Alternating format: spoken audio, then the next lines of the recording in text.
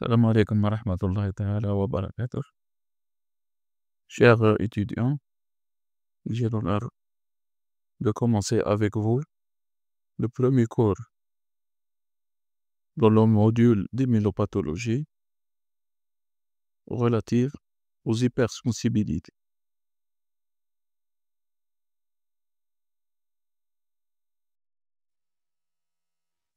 Par définition, on peut appeler l'hypersensibilité toute réponse immunitaire spécifique, exagérée ou inappropriée. Les hypersensibilités peuvent être produites par de nombreux antigènes.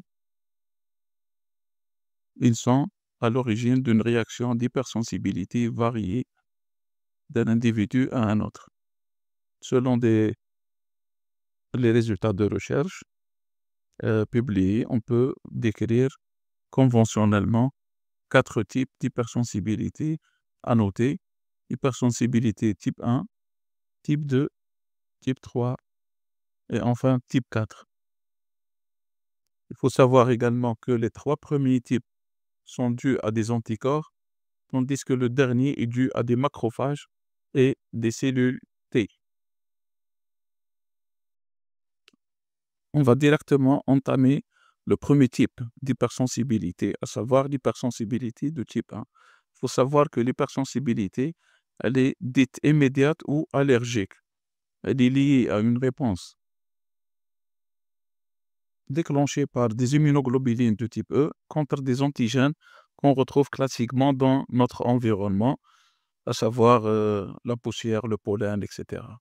Les mastocytes sensibles à l'action des immunoglobulines E libèrent des médiateurs pharmacologiques qui déclenchent une réaction aiguë qui est classée comme pathologique, tels que les cas d'asthme ou de rhinite. Contrairement à l'hypersensibilité de type 1, l'hypersensibilité de type 2, elle est dite cytotoxique et elle dépend d'anticorps. Elle est observée lorsqu'un anticorps se lie à un antigène sur sa surface cellulaire, induisant une phagocytose, une cytotoxicité ou une lyse cellulaire par activation du mécanisme appelé le complément. La diapo suivante nous montre clairement la cascade de l'activation du complément et son mode d'action. On voit clairement sur cette image l'activation du complément par le contact avec l'agent pathogène qui va engendrer toute une cascade conduisant à une inflammation et se traduit par la lyse directe suite à la fixation au niveau des récepteurs spécifiques en contact avec les phagocytes. Quant à l'hypersensibilité de type 3, il s'agit d'un complexe humain. Ce type d'hypersensibilité apparaît quand une grande quantité de complexes humains se forment ou lorsqu'ils ne peuvent plus être éliminés correctement par le système réticulo-histocytaire. Comme vous pouvez le voir sur cette image, l'anticorps est coloré en bleu, tandis que l'antigène fixé sur les anticorps est coloré en rouge. Le dernier type d'hypersensibilité, c'est l'hypersensibilité de type 4. Ce genre d'hypersensibilité est appelé retardé. Il se manifeste lorsqu'un antigène, tel que le bacille tuberculeux, rentre en action avec les macrophages et ne sont pas complètement éliminés. Dans ce cas de figure, les lymphocytes T libèrent des cytokines qui induisent toute une série de réactions inflammatoires. L'organisme ne tolère pas cette présence et il essaye de stabiliser ces structures dites exogènes par la mobilisation des ions calcium. La diapo suivante nous montre dans le tableau 1 les 4 types d'hypersensibilité regroupés avec quelques schémas simplifiés et descriptifs pour chaque type d'hypersensibilité. On peut voir dans la deuxième ligne l'IgE, l'IgG qui se caractérise par des cellules de type mastocyte. Deuxième type, l'IgG, IgM, avec des différents types de récepteurs et des sites de fixation des anticorps qui sont à l'origine d'altérations. Le type 3, symbolisé par des immunoglobulines de type G, qui est également dite soluble. Le type 4, on note la présence de CD4, TH1, CD4, TH2 et les CD8 cytotoxiques. L'hypersensibilité de type 1 ou la réaction anaphylactique. On voit clairement sur cette diapo la structure hétérogène des différentes immunoglobulines. Vous pouvez voir l'immunoglobuline de type M, l'immunoglobuline de type A, de type E, IgG également, avec la présence du CDRH3 et l'immunoglobuline de type G.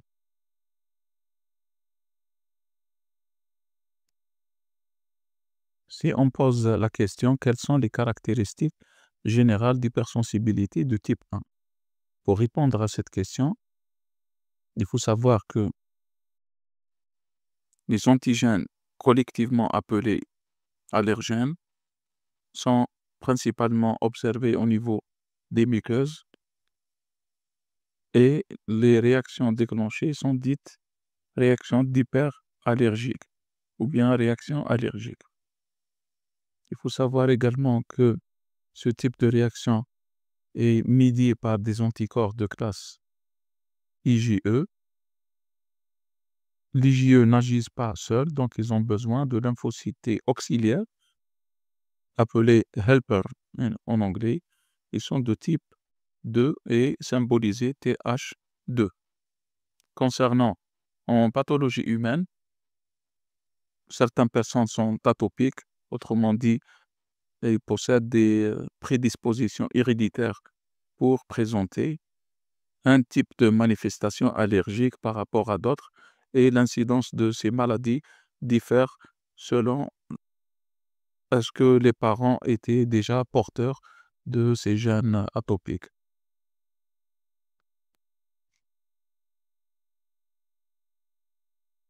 La deuxième question maintenant qui nous vient à l'esprit, quelles sont les différentes étiologies possibles? Autrement dit, quelles sont les différentes origines possibles de ces réactions d'hypersensibilité de type 1? Il faut savoir que tout facteur déclenchant une réaction d'hypersensibilité est appelé allergène. Donc, nous avons différentes voies possibles. D'abord, commence par voie d'inhalation. On peut citer à titre d'exemple le pollen, la poussière de maison, les moisissures, les produits d'animaux tels que le pelage des animaux, les plumes, etc. Il y a également le tabac, la fumée de cigarette, certains produits chimiques tels que certains parfums, le chlore, et ainsi de suite. Concernant la deuxième voie possible, c'est la voie digestive, par le biais de l'alimentation. Certains aliments par rapport à d'autres peuvent déclencher des réactions d'hypersensibilité de type 1, à savoir les œufs, le lait, les noix, l'arachide, les amandes.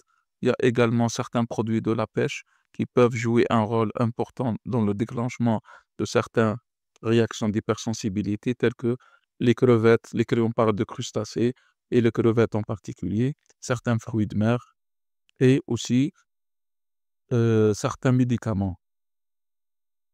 Troisième voie possible, c'est piqûres d'insectes, ou bien injectables, on parle de certains médicaments. La dernière voie, c'est la voie cutanée. Alors, représentée principalement par des produits chimiques, cosmétiques, ou bien des produits des animaux.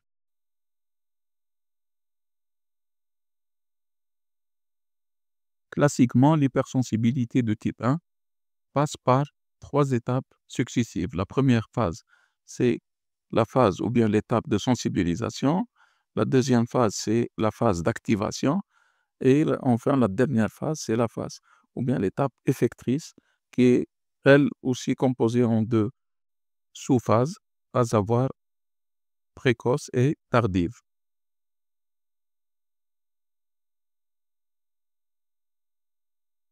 On commence à détailler l'étape de sensibilisation. Cette étape a lieu au premier contact avec l'allergène qui est capturé et présenté par des macrophages. Et les cellules dendritiques, ces lymphocytes T non encore différenciés, ils vont se différencier en lymphocytes dites Th2. Les lymphocytes Th2 libèrent des cytokines telles que IL-4 et IL-13, souvent responsables de la prolifération des lymphocytes B spécifiques à l'allergène.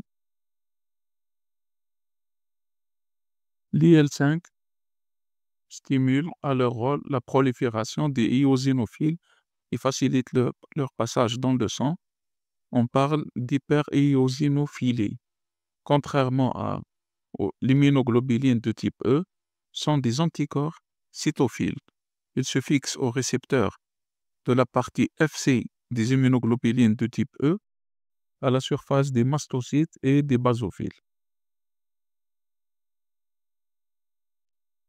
La figure numéro 1 nous montre la réaction d'hypersensibilité de type 1. On observe la première phase de sensibilisation et la deuxième phase d'activation qui sont bien schématisées. La sensibilisation commence dès le premier contact de l'allergène avec le corps, favorisant ainsi la différenciation des lymphocytes B avec la libération des médiateurs. On note l'IL-4 et l'IL-13. Dans la phase d'activation qui se déclenche lors du deuxième contact avec l'allergène, nous avons l'activation et la libération du médiateur chimique qui est l'histamine. On observe également les récepteurs pour les immunoglobulines du type E. Les symptômes observés sont œdème, contraction des muscles lisses, la sécrétion de la muqueuse. Dans cette diapo, on va détailler l'étape d'activation. Comme on a dit déjà dans le schéma précédent, elle se déclenche lors du deuxième contact avec l'allergène. L'allergène se fixe sur les deux molécules d'IgE et les anticorps induisent une dégranulation des mastocytes. Ça a été donc déjà schématisé. Les médiateurs primaires et les médiateurs secondaires. Il faut savoir que l'histamine et les facteurs chémiotactiques, ECF, et les neutrophiles, NCF, des protéases aussi. Concernant les médiateurs secondaires, on parle de dérivés de l'acide arachidonique et le facteur d'activation des plaquettes, PAF. L'étape numéro 3, qui est l'étape effectrice, avec ces deux phases. On va commencer à détailler la première phase. On va essayer d'être concentré sur cette diapo. Cette phase, elle se caractérise par un début rapide, également la libération principalement des médiateurs primaires par la dégranulation des mastocytes. On note également un rôle important qui est attribué aux mastocytes qui vont libérer l'histamine. L'histamine, bien sûr, il est responsable de la sensation de démangeaison et des hypersécrétions des glandes et des muqueuses. Il faut savoir aussi que des spasmes de la musculature lisse, bronchique et intestinale déterminent la bronchioconstriction et l'hypermotilité intestinale infiltracellulaire modérée avec la prédominance de polynucléaires et neutrophiles. On peut voir sur cette diapo mastocytes avec les immunoglobulines de type E, également la localisation des sites de fixation schématisés par les récepteurs. On voit en jaune les antigènes, la dégranulation et enfin la libération de l'histamine. Concernant la phase tardive de l'allergie, elle se caractérise par l'apparition tardive. Il s'agit d'une inflammation chronique. Généralement, elle dure entre 24 et 48 heures. Elle est à médiation secondaire. Elle se caractérise par un érythème, induration, sensation de brûlure et des démangeaisons locales. L'infiltration cellulaire est abondante avec la prédominance des eosinophiles et des mononucléaires. Il faut savoir également que au niveau de la muqueuse bronchique, on assiste à une production d'hyperactivité bronchique et le remodelage des voies respiratoires. Cette diapo nous montre les différentes cellules du sang, à commencer par les globules rouges. On voit également des basophiles, des lymphocytes, des plaquettes, des monocytes, des macrophages, des éosinophiles en 3D.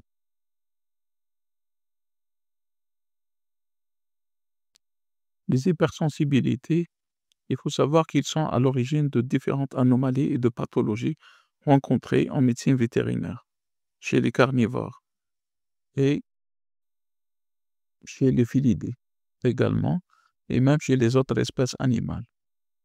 Ce type de réaction est généralement classé comme tessulaire.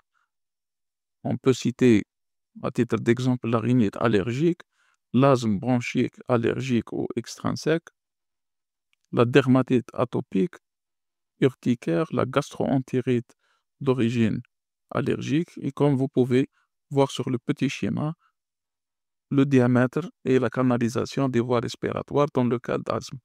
La première branche, elle est normale, tandis que la deuxième, c'est une branche qui est déjà touchée par suite à un asthme chronique.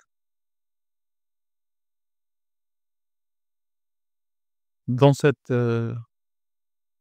collection, j'ai sélectionné pour vous différentes anomalies et troubles de la peau et des muqueuses qui touchent les chiens et les chats. On note dans le premier cas une dermatite atopique du chien qui a été mis en évidence lors d'une consultation canine. Deuxième cas, c'est une gastro-entérite allergique chez un chat. Et le dernier cas, c'est l'urticaire chez le chien. Elle est l'expression d'une réaction allergique qui mérite une rapide prise en charge. Dans cette diapo, on va discuter un peu d'un trouble intravasculaire, une pathologie récurrente en pathologie canine. On parle d'angio-œdème, autrement appelé œdème de Quincke. Donc, il s'agit d'un œdème sous-cutané au niveau palpébral, des lèvres et au niveau génital. Les symptômes observés sur l'animal et la dyspnée des coliques intestinales, le choc anaphylactique. On note également une vasodilatation intense avec collapsus vasculaire. On peut utiliser donc les moniteurs équipés donc de capteurs de température et de CO2 pour mettre en évidence les vasodilatations. Ce petit schéma présente les différentes lésions et symptômes observés, à savoir des spasmes coronaires, des contractions bronchiques, des œdèmes, une diminution de la pression artérielle, une défaillance respiratoire, menant à un état de choc, une défaillance cardiovasculaire, une défaillance cérébrale. La tête, elle est légère et une catastrophe imminente, conduisant l'animal dans un état de coma. Tous les symptômes que je viens de les citer, vous les voyez, ils sont bien schématisés dans la tête de ce pauvre chien qui présente un œdème de Quincke. Donc, vous pouvez facilement comparer entre la tête d'un chien normal et ce pauvre chien. Merci pour votre attention.